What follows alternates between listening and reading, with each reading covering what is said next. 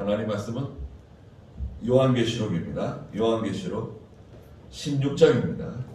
계시록 16장 17절 말씀부터 보도록 하겠습니다. 요한계시록 16장 17절입니다. 네, 찾으신 줄 알고 보도록 하겠습니다. 17절. 일곱째 전사가 그의 대접을 공중에 쏟았다. 그러자 성전 보좌에서 큰 음성이 나서 말하기를 다 되었다 라고 하니 번개가 치고 요란한 소리와 우레 소리가 들리며 또 큰 지진이 일어났는데 사람이 땅 위에 존재한 이래로 이렇게 큰 지진은 없었다. 또 큰 성읍이 세 부분으로 나누어지고 만국의 성읍들도 무너졌다.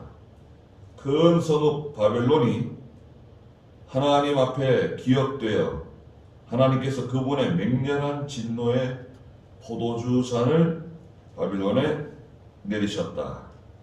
또 모든 섬이 사라지고 산들도 찾을 수 없게 되었으며 한 달란트나 되는 큰 우박이 하늘에서 사람들에게 떨어졌다. 그러자 사람들이 그 우박의 재앙 때문에 하나님을 모독하였으니 이는 그 재앙이 매우 컸기 때문이다. 그랬습니다. 네, 오늘 요한계시록 16장 17절부터 21절까지 말씀을 보았는데요. 말씀의 제목은 여러분 주보에 있는 것처럼 일곱 번째 대접 재앙입니다. 네, 요한계시록은 요한계시록은 어려운 성경이죠. 특별히 계시록이라고 하는 또 묵시록이라고 하죠. 묵시록, 묵시록, 계시록 다 같은 의미입니다. 장차 앞에 일어날 일을 미리 보여준다는 뜻이 있어요. 특히 계시죠. 계시를 받는다 있잖아요. 계시라는 것은 열어서 보여준다는 의미예요. 원래 그 단어의 의미는 보이지 않는 것을 열어서 커튼을 이렇게 열어 젖히는 것처럼 그 속에 감추어져 있는 것을 열어서 보여준다, 깨닫게 해준다, 이런 뜻이 있습니다. 묵시록은 성경에 대표적으로 두 군데에 있습니다. 요한계시록이 있고요. 그다음 다니엘서도 묵시록입니다. 다니엘서도 이제 다니엘서를 읽어보시면 다니엘이 사자굴에 들어가고 사드락 메삭 아벳느고가 풀무불에 들어가고 막 이런 아주 흥미진진한 내용이 나오다가 다니엘 6장을 싹 넘어가면 갑자기 이게 요한계시록인가? 예, 갑자기 성경이 막 어려워지고 다니엘서 잘 읽기 힘든, 잘 나가지 않는 그런 성경이 되어버리죠. 다니엘서 묵시록에 들어가고요. 또 여러 성경 속에 묵시적인 내용들이 다 들어있죠. 그래서 이제 성경은 창세기부터 요한계시록까지 다 하나님의 말씀이고 또 하나님의 계시의 말씀이에요. 우리가 엄밀하게 따지면 요한계시록이다, 다니엘서다 이렇게 구분할 수 있지만 성경 전체가 하나님의 계시의 말씀이고 약속의 말씀이죠. 그런데 이제 요한계시록 오늘 여기 16장 17절부터 21절 본문은 짧은데요. 여기 너무나 엄청난 내용들이 들어있기 때문에 우리가 좀 살펴보고 좀 이해해야 할 부분들이 있습니다. 제가 가끔 말씀드리지만 요한계시록을 이해하는데 아주 쉬운 열쇠가 있습니다. 요한계시록은 계시록 탁 펼치면 사도 요한이죠. 사도 요한이 반복섬에 갇혀가지고 하나님의 계시를 받는데 오늘날 주일날 1장 10절에 보면 주일날 하나님의 계시의 말씀을 듣게 되죠. 그 다음에 이제 2장 3장은 7교회에 보낼 편지가 있어요. 에베소, 두사빌라, 에베소, 서머나, 버가모, 두아디라, 사데, 빌라델비아, 라오디게아, 에베소, 두사빌라 7교회에 보내는 편지가 기록되어져 있고 그 다음부터 이제 작은 책이 시작되죠. 작은 책이 이제 5장부터 시작됩니다. 그래서 이제 그 3, 4장까지는 그렇게 되고요. 그 다음에 5장부터 세 가지 재앙이 있어요.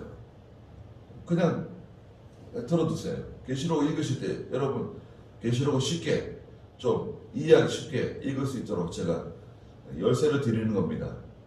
계시록에는 세 가지 재앙이 있다. 첫 번째 재앙은 인을 떼는 재앙이에요. 인 떼는 재앙. 두 번째 재앙은 나팔 재앙입니다. 막 나팔을 불어제끼죠. 나팔 재앙입니다. 그 다음에 마지막 재앙이 바로 오늘 16장에 나오는 대접 재앙입니다. 대접 재앙. 그 첫 번째 인 떼는 재앙이 있잖아요. 첫 번째 인을 떼고 두 번째, 세 번째, 네 번째, 다섯 번째, 여섯 번째, 일곱 번째 인까지 떼죠. 인 떼는 게 7개예요. 작은 책이 이렇게 있는데, 자 보세요. 이 책이 있는데 이 책에 7개 봉인을 한 거예요. 봉인이 7개 돼 있어요. 그 봉인을 하나씩 뗄 때마다 재앙이 쏟아져 내려오는 거예요.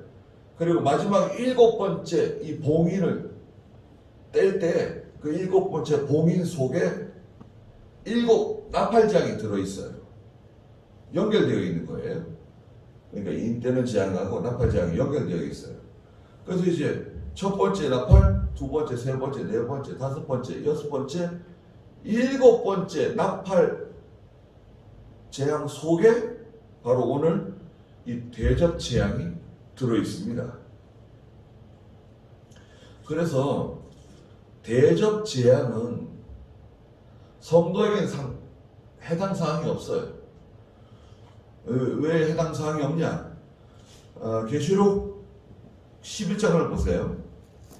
계시록 11장에는 여섯 번째 재앙입니다. 여섯 번째 나팔 재앙이에요. 그런데 11장에서 교회가 죽고 성도가 죽임을 당해요. 그래서 이제 3일 반 동안 시체가 버려지죠. 그런데 하늘에서 큰 음성이 들립니다.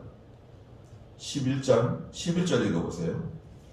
3일 반 후에 생명의 영이 하나님께로부터 그들 속에 들어가자 그들이 자기 발로 일어섰으며 그들을 지켜본 자들에게 큰 두려움이 임하였다. 그들이 하늘로부터 나는 큰 음성을 들었는데 말하기를 너희는 이리로 올라오너라 라고 하므로 그들이 구름을 타고 하늘로 올라가니 원수들이 그들을 바라보았다. 네. 너희는 이리로 올라오너라 는 큰 음성이 하늘로부터 들렸는데 그 음성을 듣자 그들이 하늘로 들려 올라가는 거예요. 그들은 누군가? 그들은 바로 첫째가 죽은 성도들입니다. 예수를 믿고 아담 하와 이후로 모든 죽은 성도들이 무덤을 터치고 들려 올라갑니다. 이것은 육체의 부활이에요. 육체의 부활. 무슨 말이냐면 저를 보세요. 제가 여기 서 있잖아요. 저는 이 육체가 있잖아요. 몸이 있잖아요. 몸이 있고 그 다음에 이 육체 속에 마음이 있어요. 마음. 정신이라고도 하죠. 마음은 이 육체 속에 갇혀 있어요. 마음이 육체 바깥에 나가가지고 막 돌아다니는 거 아닙니다. 혼령? 혼령은 존재하지 않아요. 혼령이 아니에요. 사람은 죽으면 그것은 끝나는 겁니다. 마음은 이 육체 속에 갇혀 있고 마음이 우리 속에 있죠. 마음을 정신이라고도 말하죠. 그 다음에 마지막 세 번째가 뭡니까? 육체와 마음과 영이 있어요. 영. 인간은 영적 존재입니다. 소가 영적 존재인가요? 소가 힘이 이렇게 세고 말이야 등치가 이렇게 커도 제가 예전에 한 30년 전에 우리나라에 그 들여온 그 종자 소를 봤어요. 캐나다에서 그 당시에 절대로 다른 나라에 주지 않는 종자인데 우리나라에 그 소를 선물로 준 젖소인데요. 보통 우리나라 젖소의 한 3배쯤 돼요. 그리고 우리나라 젖소가 생산하는 그 우유의 양의 한 5배를 매일 생산하는 거예요. 대단하지 않아요? 네, 대단합니다. 그런 젖소를 봤는데요. 와, 막, 야, 이게 진짜, 이런 소가 존재하는가 싶을 정도로, 네. 뭐, 소가 얼마나 잘생기고, 네. 그, 창세기에 보면은, 창세기에 보면은, 요셉이 꿈을, 바로와의 꿈을 꾸잖아요. 소리가 나와가지고 풀을 뜯고 있었는데 얼마나 잘생겼는지 그렇게 탐스럽고 아름다운 소들이었다.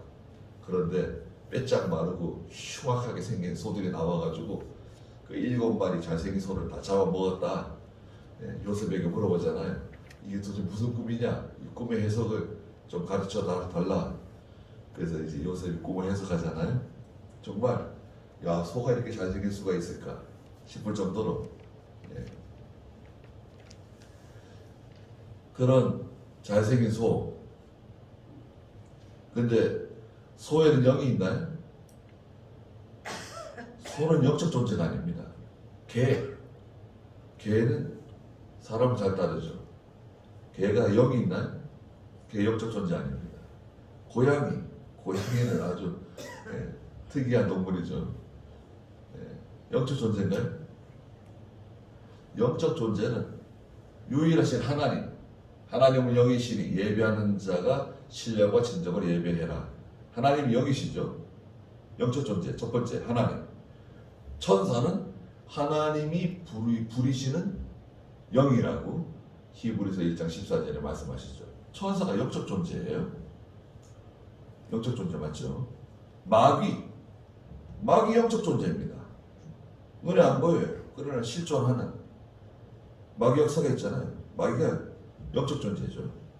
그리고 하나님, 천사, 마귀. 그 다음에 영적 존재. 사람이죠, 사람. 사람은 하나님의 형상을 따라 지으심을 받은 사람. 아담이죠. 아담이라고 하는 뜻이 사람이라는 뜻이죠. 사람을 지으셨죠. 그리고 그 속에 생명을 불어넣으셨다. 영적 존재. 영적 존재라고 하는 의미는 뭐냐면 하나님과 통할 수 있는 어떤 그런 네트워크를 가진 거예요. 그 하나님과 연결되는 선을 가지고 있는 존재예요. 그래서 우리가 기도하면 하나님과 직통으로 연결돼요. 여러분, 네. 지금 시대는 신약 교회는 제사장이나 어떤 선지자나 사도를 통하지 않고 하나님과 직접 연결되는 거예요. 기도하면 바로 연결돼요. 네. 그 천주교가 이단적인 사상을 가지고 있는 거예요. 신부를 통해서 연결되는 거 아닙니다.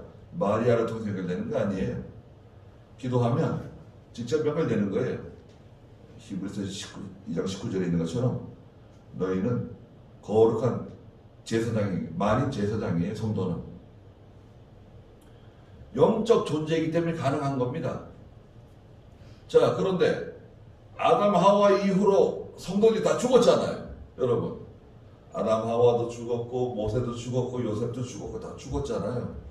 유일하게 죽지 않고 죽음을 맛보지 않고 하나님의 나라에 들려 올라간 사람은 성경에 딱 두 사람밖에 없죠.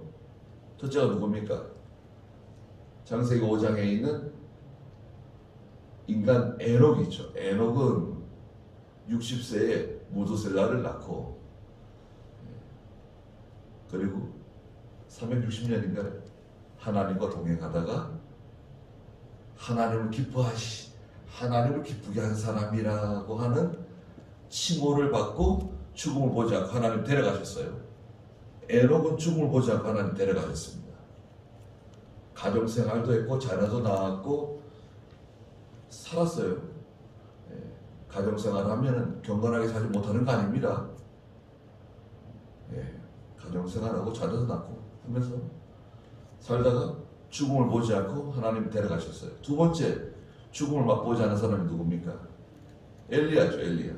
엘리야는 하나님께서 회리바람으로 불꽃 가운데 엘리야를 죽음을 맛보지 않고 데려가셨죠. 그래서 성경에는 에녹과 엘리야 두 사람밖에 없어요. 그리고 다 죽었어요. 다 어디 갔습니까?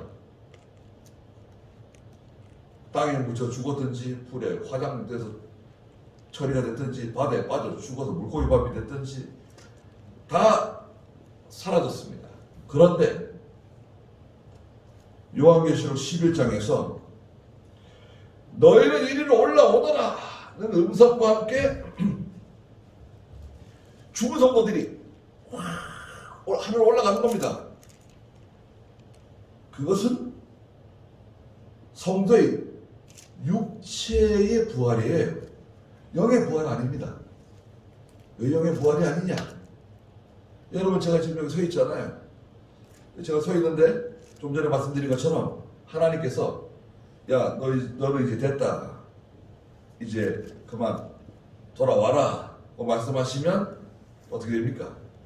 하나님이 제 영을 취하시는 거예요. 영을 부르시는 거예요. 영이 빠져나가면 사람은 쓰러지는 거예요. 죽는 거예요. 그러니까 우리 인간의 핵심은 뭐죠? 이 몸, 육체가 아니고 마음도 아니고 인간의 핵심, 그 생명은 뭡니까? 영이죠. 영. 하나님이 영을 데려가시는 거예요. 영을 취하시면 쓰러지는 거예요. 그 3분 지나면 여러분 3분에서 5분 지나면 뇌가 벌써 썩기 시작하는 거예요. 두부가 썩는 것처럼 뇌가 제일 먼저 썩어요. 뇌가 제일 먼저 죽습니다. 그 수술 우리 뇌졸중이라든지 여러분 그 뇌경색 왔을 때 빨리 병원에 1시간 안에 가지 않게 되면 그 인지 불능이 되잖아요. 회복되더라도 사람 잘 알아보지 못하다든지 말을 잘 못한다든지 또 한쪽 편이 이렇게 마비가 온다든지 그렇게 되잖아요. 빨리 수술을 해도 그게 참 회복되기가 쉽지 않습니다. 그게 뇌가 이 산소가 공급이 안 돼서 그래요. 심장이 뛰질 않는 거죠. 그럼 사람 죽는 거예요. 영이 빠져나가면 사람 죽습니다. 땅에 묻든지 불에 태우든지 뭐 어떻게 하든지 알 수가 없어요. 그러면 영은 즉시 하늘나라 가는 거예요. 여러분 성도의 영은 즉시 하늘나라 가는 겁니다. 뭐 중간에 거쳐가는 거 없어요. 뭐 정류장 없습니다. 천주교에서는 인간은 너무나 죄가 많기 때문에 하나님의 나라에 곧장 못 간다. 그렇기 때문에 곧장 못 가고 중간에 정류장 같은 데 하나 거쳐간다. 예. 정류장을 하나 만들었어요. 성경에 없는 거 만들었습니다. 뭐죠? 그 연옥이다. 연옥에 간 성도가 아버지 어머니가 영원한 하나님의 나라에 들어가기 위해서는 필요한 게 있다. 필요한 게 뭐죠? 돈이 필요해요. 돈은 누가 내죠?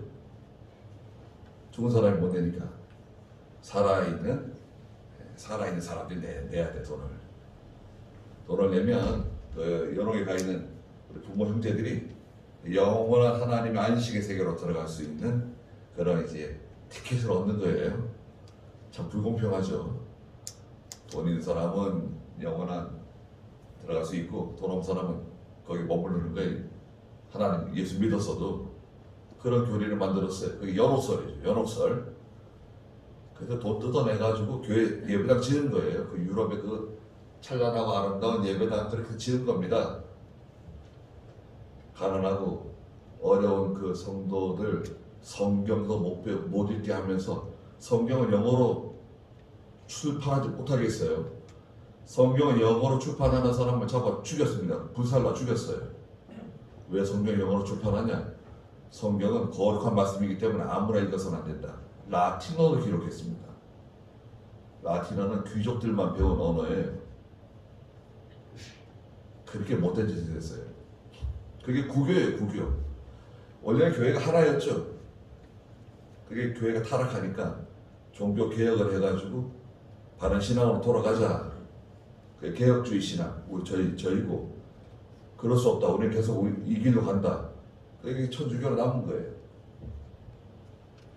우리는 바른 길로 계속 돌아가는 거고, 저는 잘못된 길로 계속 나가는 거고. 그리고 죽어서도 지옥에 곧장 가는 게 아니다. 중간에 한 군데 거쳐간다. 지옥도 하나 만들었어요. 예. 그래서 사람이 죽으면 바로 예수 안 믿어도 바로 지옥 가는 게 아니라 예수 안 믿는 사람이 죽잖아요. 유감스럽지만 즉시 지옥 가는 겁니다. 그런데 천주교는 그 중간에 또 정류장을 또 만들었어요. 그 정류장 이름이 뭔가요? 림보예요. 림보. 그래서 죽은 다음에 곧장 지옥에 안 가고 보통 사람은 다 림보에 간다. 림보에 가서 이제 지옥으로 떨어지느냐 아니면 림보에서 좀 더 덜 고통을 받고 덜 괴로움을 당하면 림보에 거하느냐 그걸 이제 누가 결정하죠? 살아있는 사람이 결정하는 겁니다. 돈을 내라는 거예요. 돈을 내면 이제 림보에 머물 수 있고 그렇지 않으면 이제 아예 그냥 저 나락으로 떨어진 불구덩이에 들어가는 거예요. 연옥이라 림보는 성경에 없는 겁니다. 교회가 만들어낸 거예요. 뜯어내는 거예요. 그거를 그렇게 해서 잘못된 거죠. 예수 믿는 성도가 죽으면 즉시 하늘 날아가는 겁니다. 죽기 전에 예수 믿었어도 즉시 하늘 날아가는 거예요.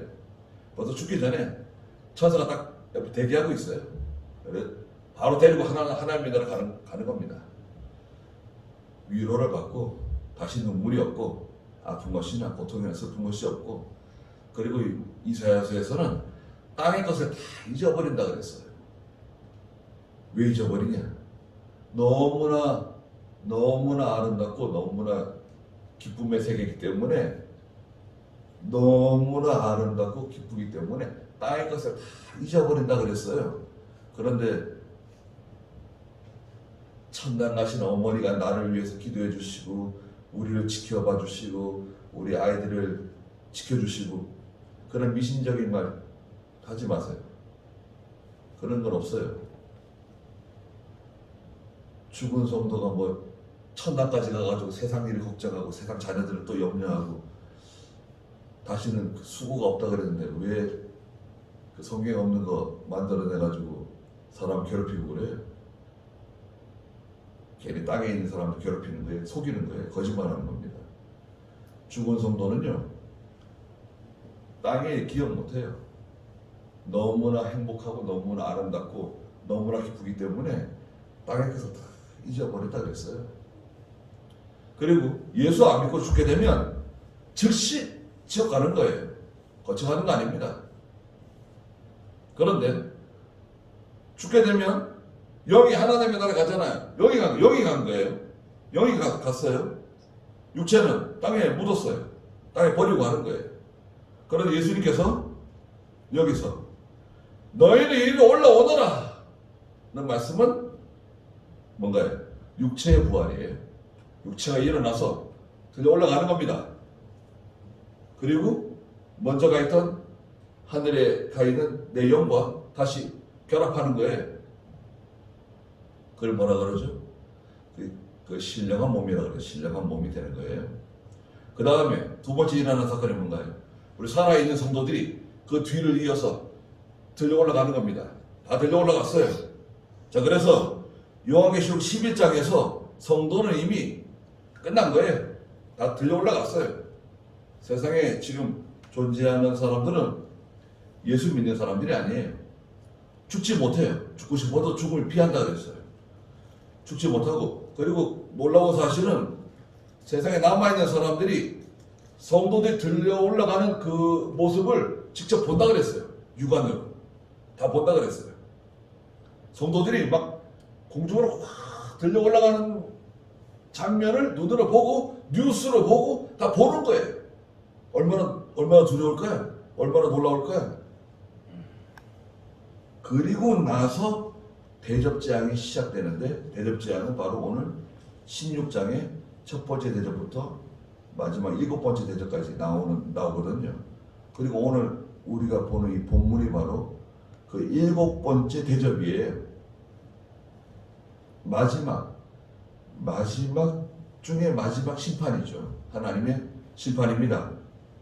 자, 그러면 17절 읽어보세요. 일곱째 천사가 그의 대접을 공중에 쏟았다.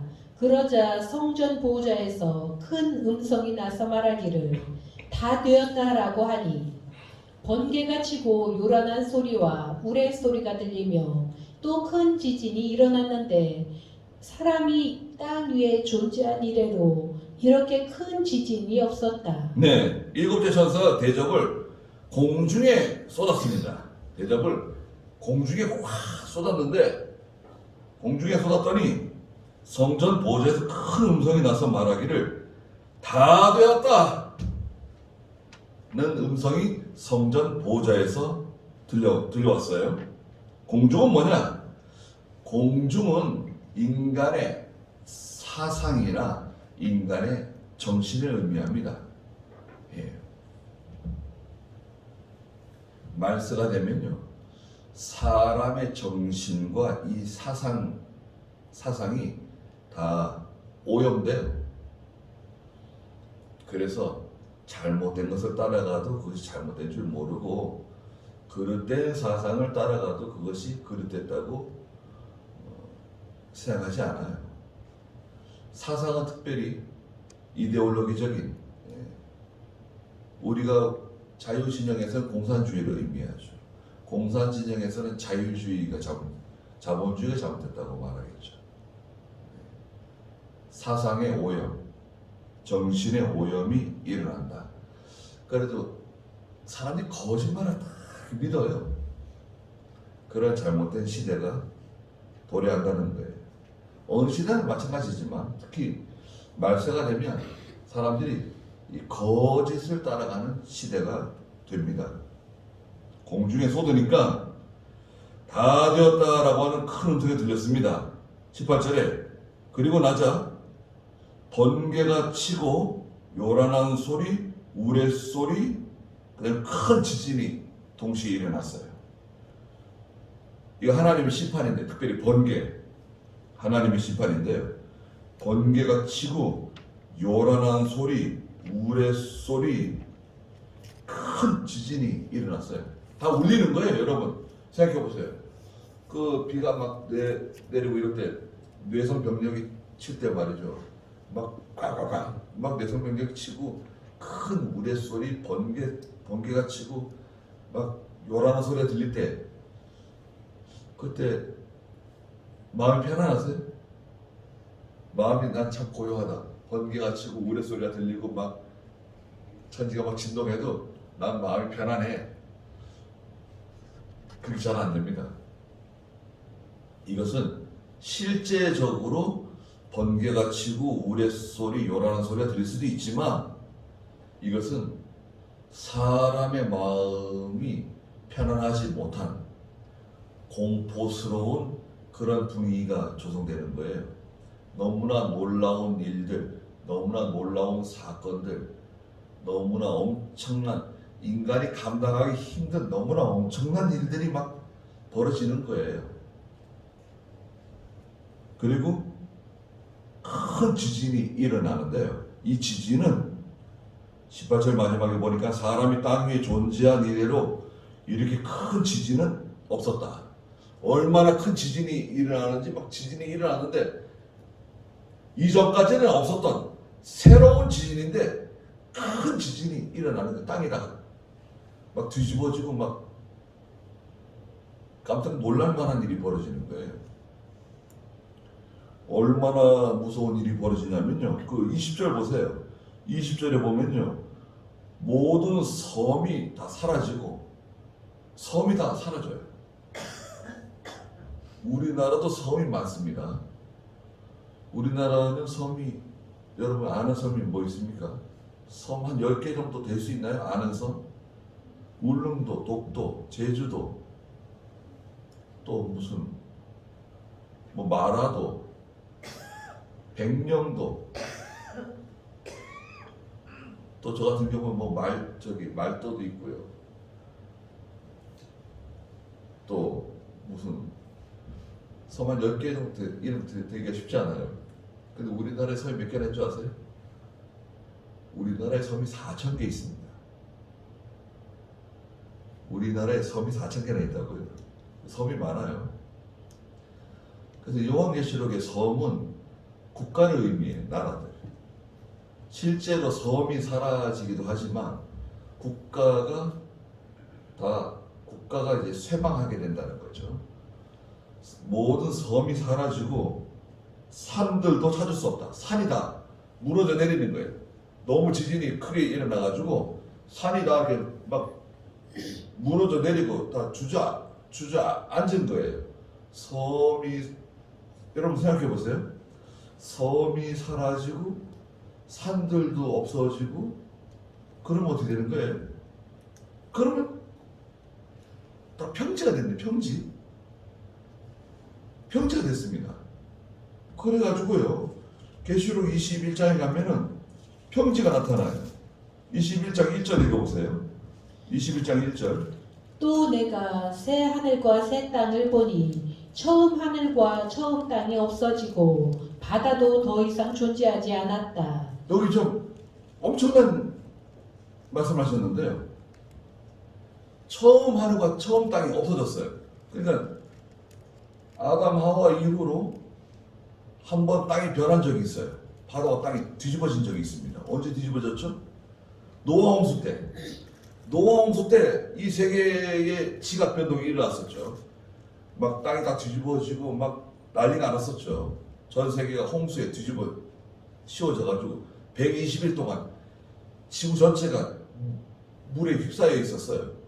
150일이에요. 정확하게. 그리고 물이 빠지면서 또 물이 증발하면서 점점 수위가 낮아져가지고 그 방주가 아라랏산에 도착하게 되죠. 내려서 하나님께 제사를 지내고 정착하게 됩니다. 그 이후에 이제 21장에 가서 1절에 바다가 없다는 거예요. 바다가 없어졌어요. 강은 흐르는 것 같은데 여러분 강은 흐르는 것 같은데 물줄기가 내려가는 것 같은데 바다가 없어. 바다가 어디 가는 거예요? 완전히 평평해진 거예요. 지구 자체가. 언제? 이 마지막 재앙 때문에 섬들이 다 없어지고 큰 산들이 다 없어지고 영적으로는 섬이 국가를 의미합니다. 국가가 다 이 정치 또 이 정부가 다 무너지고 산은 큰 세력이에요. 산과 같은 큰 세력, 독재자, 권력자, 위대한 사람, 산인데 큰 산, 작은 산 다 없어지고 다 평지가 된 거예요. 다 평지가 되고 다 낮아졌어요. 평평해졌어요. 큰 지진이 있었다. 다 무너져 내렸습니다. 전에 없던 큰 지진 다 뒤집어지는 거예요. 그리고 이 큰 지진은 어떤 폭동이 있죠. 그 다음에 혁명, 과거에 없었던 큰 어떤 많은 군중들이 일어나가지고 뭔가 다 뒤집어 엎는 것을 의미해요. 정부를 뒤집어 엎든지 어떤 세력을 뒤집어 엎든지 큰 지진의 의미 가운데 그런 의미도 있다. 이제 어떻게 될지는 확실하게 알 수 없죠. 19절 읽어보세요. 또 큰 성읍이 세 부분으로 나누어지고 만국의 성읍들도 무너졌다. 큰 성읍 바벨론이 하나님 앞에 기억되어 하나님께서 그분의 맹렬한 진노의 포도주잔을 바벨론에 내리셨다. 네, 큰 성이 세 부분으로 쪼개져요. 세 부분으로 쪼개진다고 하는 것은 몇 가지 의미가 있는데요. 첫째는 큰 성은 국가를 의미합니다. 큰 성은 국가인데 쪼개져요. 세 부분으로 쪼개집니다. 어떻게 쪼개지냐? 정치적으로는 우익이 있고요. 반대편에 좌익이 있고 그 다음에 중도가 있습니다. 우익과 좌익과 중도. 또 종교적으로도 쪼개지는데 세 부분으로 쪼개집니다. 참신앙으로 가는 성도들이 있고 교회가 있고 반대로 타락된 신앙으로 가는 교회와 성도가 있고 그 중간치기 있죠. 중간이 있습니다. 3분의 1이 죽는다고 계속 말씀하시잖아요. 중간이 있습니다.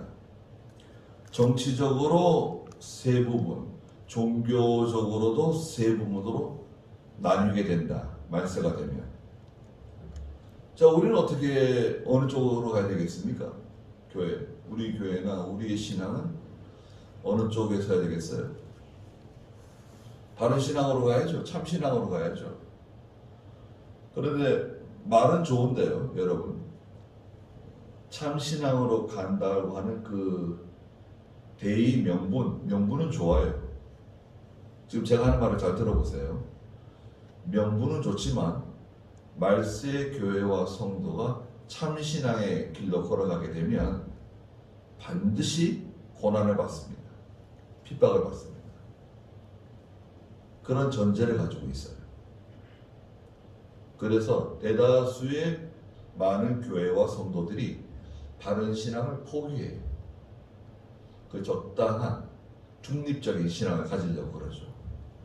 완전히 저 타락한 길로 가는 것도 아니고 완전히 바른 신앙으로 하는 것도 아니고 적당히 자기의 위치를 지키면서 손해보지 않으면서 핍박받지 않으면서 그러려면 이제 신앙적으로 타협해야 되고 양보하게 되죠. 타협하고 양보가 생존 수단이 되는 거예요. 저나 여러분들이 이미 타협하고 양보하고 있는지도 몰라요. 적당한 선에서 자녀들과 타협하고 적당한 선에서 직장과 타협하면서 좋은 게 좋은 거 아니냐 이렇게 나가게 되는 거죠. 벌써 시작된 거예요. 벌써 그런 분위기로 가고 있는 겁니다. 그러나 우리의 믿음은 하나님의 말씀은 뭐라고 말씀하시죠? 타협하지 말라는 거예요. 양보하지 말라는 거예요. 자기 목숨을 얻는 자는 어떻게 됩니까? 세상을 포기해야 돼. 세상을 잡는 사람은 신앙을 포기해야 돼. 예수님께서 말씀하셨잖아요. 죽고자 하는 사람은 살고 살고자 하는 사람은 죽는다. 무슨 말이냐?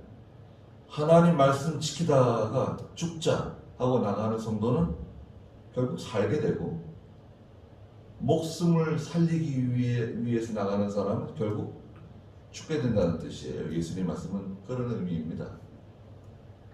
말세 교회와 성도가 이제 극명하게 갈리게 됩니다. 벌써 시작된 거예요. 그래서 큰 성읍이 세 부분으로 나뉘어졌죠. 만국의 성읍들도 무너졌습니다. 하나님의 교회와 성도들을 대적하던 그런 정치적인 세력, 국가적인 세력 다 무너지는 거예요. 이건 최후 중에서 최후잖아요. 대접재앙은 성도와 상관이 없다 그랬잖아요. 이미 성도는 계시록 11장에 들려 올라갔어요. 들려오고 난 다음에 마지막 7번째 나팔이 울리거든요. 그 7번째 나팔 속에 7 대접재앙이 들어있어요. 우리하고는 상관이 없어요. 교회하고 상관이 없는 지금 재앙들입니다. 그러나 그 대접재앙으로 가까이 갈수록 벌써 일어나고 있는 현상이에요. 우리는 여기 들어가지 않아요. 우리는 이 지금 16장 17절부터의 말씀에는 해당 사항이 없는 사람들입니다. 그러나 알고는 있어야 돼요. 이런 현상으로 이런 흐름으로 간다는 것을 알고 계셔야 돼요. 이미 시작됐고 우리는 이미 그렇게 하고 있는지도 몰라요. 지금은 아무것도 아니지만 이제 앞으로 지나면 노골적으로 이제 변하겠죠. 그리고 19절 중간에 보니까요, 큰 성읍 바빌론이 하나님 앞에 기업되어 하나님께서 그분의 맹렬한 진노의 포도주잔을 바빌론에 내리셨다. 결국 이 바빌론은 18장에서 무너집니다. 바빌론은 인본주의 세상 나라 전체를 의미해요. 인본주의 세상과 세상 나라 전체를 바빌론에 비유하셨어요. 그래서 이제 18장에 가면 바빌론이 하루아침에 다 무너지죠. 다 주저앉습니다. 우리가 사는 이 세상은 유한한 세상입니다. 그걸 알고 계셔야 돼요. 우리가 알고 있는 이 세상과 세상 문화와 세상 정치, 세상 경제, 이 세상은 인본주의잖아요. 인본주의가 좋은 건가요? 인본주의를 좋은 쪽으로 해석하기도 합니다. 인본주의가 르네상스예요. 르네상스. 네? 유럽에서 시작된 르네상스 운동이 인본주의 운동입니다. 그래서 정치도 발전하고 경제도 발전하고 르네상스 때문에 산업혁명이 일어나고 민주주의가 생겨나고 이렇게 자본주의가 발전하게 된 거예요. 좋은 거죠. 근데 그 르네상스는 성경에 기반을 두고 있어요. 교회에서 나온 일종의 문화혁명이에요. 근데 그것이 세상에서는 좀 왜곡된 거죠. 인본주의는 하나님 없이 하겠다는 거예요. 인본주의라고 하는 것은 쉬운 말로 하나님 없이 인간이 할 수 있다. 내가 할 수 있다. 내가 할 수 있다. 이게 인본주의예요. 어떻게 보면 좋은 의미로 해석될 수도 있어요. 그래서 서양 사람들은 나는 할 수 있어. 그렇게 얘기하잖아요. 서양 사람들이 말하는 나는 할 수 있다는 것은 나는 하나님을 믿기 때문에 나는 할 수 있다. 이런 전제를 가지고 있습니다. 우리 성도는 마찬가지예요. 할 수 있는데 하나님이 도와주시면 야고보 4장 15절에 있는 것처럼 하나님께서 도와주시면 내가 이것도 할 수 있고 그리고 저것도 할 수 있다는 것이 성도의 생각입니다. 우리의 생각이에요. 하나님의 도움 없이는 우리는 아무것도 못한다. 이게 우리의 생각입니다. 나는 할 수 있다. 아니에요. 하나님이 도와주시면 이것도 하고 저것도 할 수 있는 겁니다. 근데 바빌론은 그렇지 않아요. 바빌론은 하나님 없이 우리가 할 수 있다는 거예요. 이게 세속주의죠. 이게 세속주의, 인본주의죠. 교회도 인본주의를 쓸 수 있습니다. 교회도 어떤 방법론, 성장론, 교회를 어떻게 하면 성장시킬까, 어떻게 하면 발전시킬까, 어떻게 하면 부흥시킬까. 좋은 의미로는 그것을 믿음이라고 해석해요. 그런데 아주 조심해야 됩니다. 성경은 방법론을 허락하지 않아요. 성경은 방법이 없어요. 성경대로 해야 돼, 모든 것을.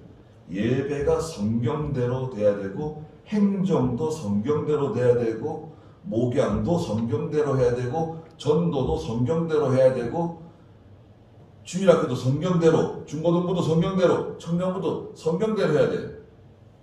그렇지 않으면 아무리 사람들이 많이 모이고 아무리 모든 것이 성장하고 발전됐어도 그것은 말하자면 나무와 풀과 집으로 지어질 것 같아요. 인정을 받지 못한다는 뜻입니다. 하나님께 인정을 받지 못해요. 괜한 수고를 하는 거예요. 교회에 인본주의가 들어옵니다. 교회 성장론, 교회 부흥론, 성공신학, 이런 아주 여러 가지가 들어옵니다. 이미 들어왔죠. 오래됐어요. 그런 것을 조심해야 됩니다. 교회가 사람 위주로 가게 되면 그때는 인본주의 교회가 된 거예요. 우리 성도들을 위해서 뭘 해볼까? 그런데 이제 인본주의를 가는 첫 시도예요. 교회는 성도들을 위해서 뭘 하는 장소가 아닙니다. 결국 그런 일은 없어요. 아니 예배당을 새로 짓고 조명을 밝게 하고 여름에는 에어컨을 시원하게 돌리고 겨울에는 온풍기를 시원하게 돌리고 성도를 위해서 하는 거 아닌가? 그런 차원의 문제를 말하는 게 아닙니다. 교회의 중심이 하나님에게서 성도, 사람에게로 방향을 돌리면 그때부터는 인본주의입니다. 교회는 모든 게 하나님 중심이에요.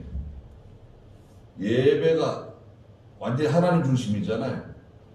예배는 하나님께 예배를 드리는 시간이죠. 주인공이 하나님이세요. 예배 시간에 내가 복을 받아야지. 1%도 0.01%도 들어가 있지 않아요. 예배 시간에는 인간이 배제되어 있는 시간입니다. 예배 시간은 온전히 100% 하나님께만 영광이 돌아가는 시간이에요. 그런데 성경에서는 하나님이 영광을 받으시고 은혜를 베풀어 주시죠. 하나님께서. 그건 하나님이 알아서 하실 문제고 우리가 거기서 하나님의 영광을 도적질하면 안 돼요. 나도 여기서 좀 한몫 챙겨야 되는 거 아닌가? 하나님께는 80%, 나는 20%. 그렇게 좀 나눠야지. 하나님께만 100%를 가져가시면 그거는 너무 이기적인 하나님 아니신가? 그렇지 않습니다. 예배는 100% 하나님이에요. 여러분께서 아침에 일찍 일어나서 주일을 준비하고 옷을 갈아입고 이렇게 준비해가지고 예배당에 오는 모든 과정 전체가 하나님 중심이지 거기에 내 개인이나 자녀나 우리 가정이나 어떤 것이 개입됐다고 하면 정당한 게 아닙니다. 바빌론이 무너져요. 완전히 무너져 내립니다. 세상의 큰 세력들이 다 무너져 내리는 거예요. 그리고 말씀드렸던 것처럼 20절에 모든 섬이 다 사라지고 산들도 찾을 수 없게 되었습니다. 국가가 다 무너지고 세력, 지도자들이 다 무너지고 다 평평해졌어요. 다 평평해졌습니다. 그리고 나서 무서운 재앙이 내려오는데요. 21절 읽어보세요. 한 달란트나 되는 큰 우박이 하늘에서 사람들에게 떨어졌다. 그러자 사람들이 우박의 재앙 때문에 하나님을 모독하였으니 이는 그 재앙이 매우 컸기 때문이다. 네, 성경에는 우박이 떨어져서 사람이 죽는 경우가 있었습니다. 출애굽기 9장에도 있고 여호수아 10장에도 있고요. 요즘에도 우박 떨어지죠. 가끔 우박 떨어집니다. 근데 한 달란트나 된 우박이라고 하는 것은 참 상상하기 힘드네요.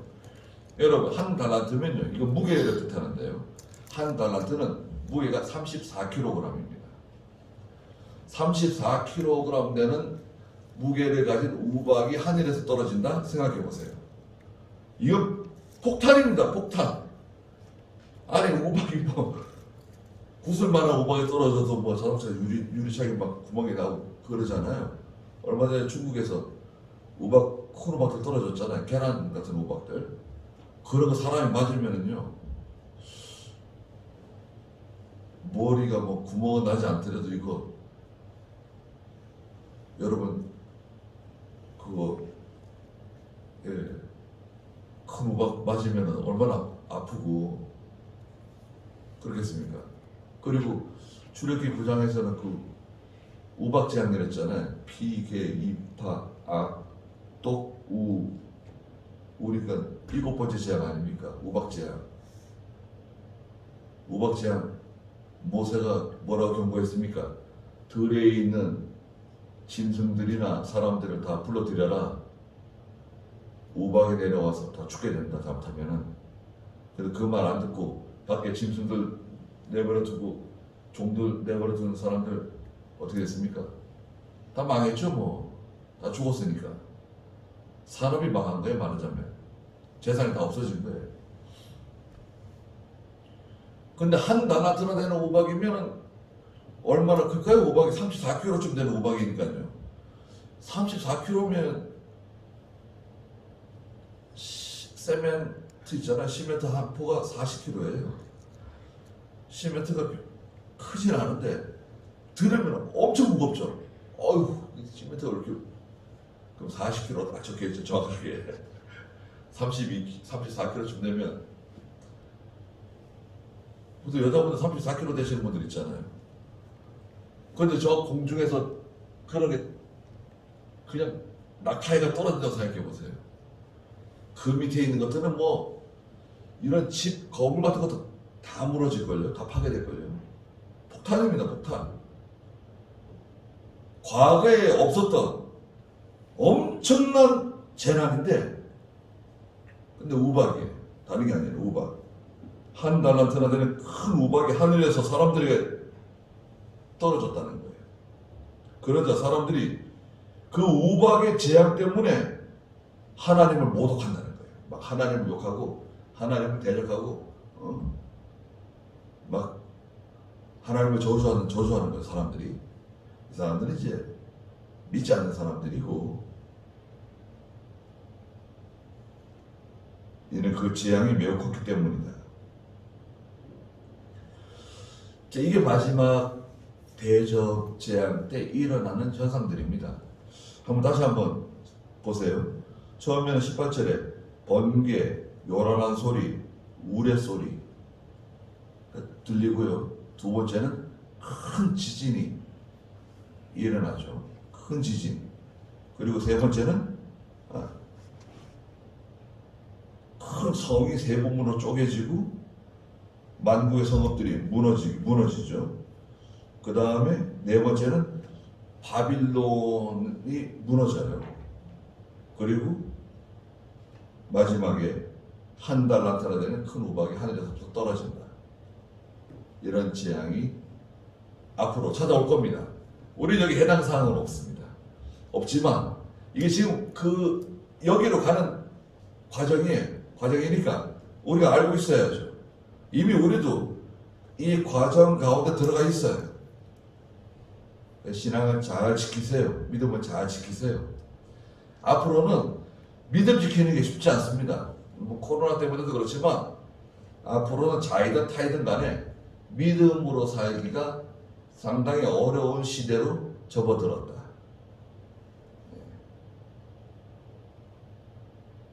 그럼에도 불구하고 우리는 믿음으로 살아야 되고 기도해야 되고 시대를 잘 바라보고 잘 판단하는 그런 자리가 되어야 되겠습니다. 기도드리겠습니다. 거룩하신 하나님, 마지막 재앙, 대접 재앙 중에서도 마지막 재앙인 7번째 대접 재앙에 대해서 하나님의 말씀을 상고했습니다. 번개와 큰 우레소리와 또 큰 지진이 뇌성이 찾아오고 나라가 세 갈래로 쪼개지며 바빌론이 무너지고 종국에는 한 달란트나 되는 큰 우박이 하늘에서 떨어져서 사람들이 많이 죽게 된다고 말씀하셨습니다. 우리 성도는 이미 계시록 11장에서 하나님께서 너희는 다 이리로 올라오라고 말씀하실 때 죽은 성도들이 부활하고 살아있는 성도들이 그 뒤를 따라서 하나님의 나라로 들려 올라갈 것을 저희가 믿고 있습니다. 영원한 하나님의 나라를 바라보며 짧은 인생을 믿음으로 잘 살다가 하나님께 갈 수 있도록 저희들을 지켜주시고 또 저희들의 자녀들의 믿음을 지켜주시고 또 사랑하는 교회가 진리가 변질되지 않고 세속화되지 않고 잘 보존될 수 있도록 하나님께서 도와주시옵소서. 예수님의 이름으로 기도드리옵나이다. 아멘. 한 번 더 기도하겠습니다. 지금은 우리 주 예수 그리스도의 크신 은혜와 하나님 우리 아버지의 무한하신 사랑하심과 성령의 감화하시고 감동하시는 은혜의 역사가 이 자리에 함께한 사랑하는 모든 성도들과 믿음의 가정들과 믿음의 자녀들에게 항상 계시기를 축원하옵나이다.